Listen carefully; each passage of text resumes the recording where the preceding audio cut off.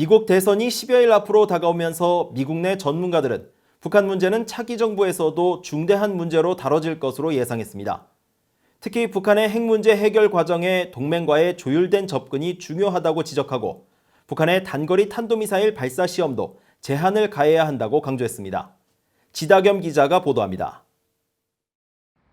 워싱턴의 민간 연구단체 브루킹스 연구소가 20일 이란과 북한의 핵 확산과 차기 정부의 영내 도전 과제를 주제로 개최한 화상 토론회에서 미국 국방부의 이란 전략 특별 자문관을 지낸 매튜 크로닉 조지타운대 교수는 북한과 이란의 핵미사일 무기가 중대한 문제라는 초당적 인식이 있다고 말했습니다. 이어 트럼프 행정부 초기 최우선 순위였던 북한 문제가 현재는 후순위로 밀렸다면서 트럼프 대통령이 재선할 경우 북한 문제가 우선순위 이상으로 다뤄지길 희망한다고 덧붙였습니다.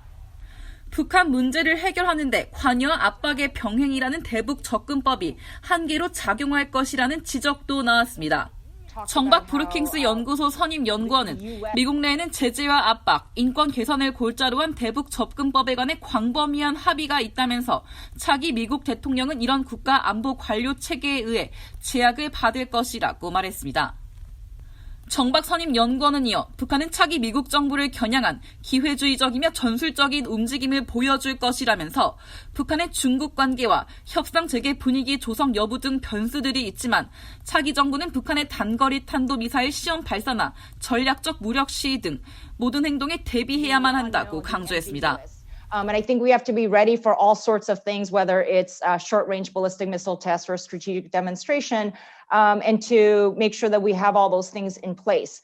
My concern with the demonstration a ballistic missile test early on in the next administration is that again we'll be flat-footed. 토론회에 참석한 전문가들은 북핵 문제를 해결하는 과정에 동맹국과의 공조는 필수적이라고 강조하기도 했습니다. 에릭 에델만 전 미국 국방부 차관은 동맹은 북한, 이란 같은 불량 국가를 다루는 데 있어서도 전략적 이점을 준다면서 동맹국과의 관계를 회복하고 이를 활용해야 한다고 제안했습니다. What I think the United States needs to do is heighten the sense of urgency among its allies, reaffirm unequivocally its alliance commitments to defend its allies, especially including its extended nuclear deterrence commitments. 차기 미국 정부가 한국, 일본 등 동맹국의 우려에도 불구하고 북한의 단거리 탄도 미사일 발사를 무시하는 태도에서 벗어날 필요가 있다는 지적도 나왔습니다. 로버트 아이논 전 국무부 비확산 군축 담당 특보는 트럼프 행정부가 미국 본토에 위협이 되는 장거리 미사일에만 너무 집중해왔다면서 모든 종류의 미사일 시험을 금지하는 내용의 미북 간 비핵화 중간 단계 합의를 하나의 방안으로 제시했습니다. 아이논 전 특보는 그러면서 이런 중간 합의를 통해 미사일 실험에 제약을 두는 것은 북한 무기 체계의 신뢰도와 미사일 방어 체계의 침투 능력을 저하시킬 수 있을 것이라고 지적했습니다. 4A 뉴스 지다겸입니다.